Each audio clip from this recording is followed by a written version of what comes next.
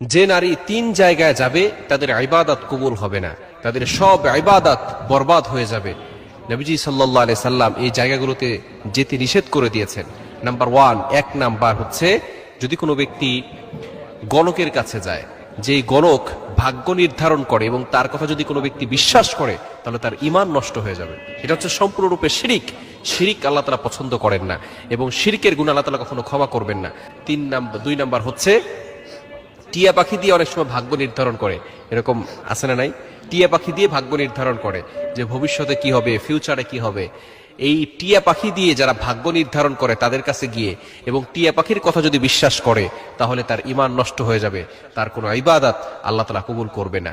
এবং 3 নাম্বার হচ্ছে খুবই গুরুত্বপূর্ণ বিষয়, সেটা হচ্ছে অনেক সময় মাজারে গিয়ে সেজদা দেয় অথবা হিন্দুদের মন্দিরে যায়। যায় কি যায় না? খবরদার, এটা কখনো করবেন না। আপনার বাবাকে যদি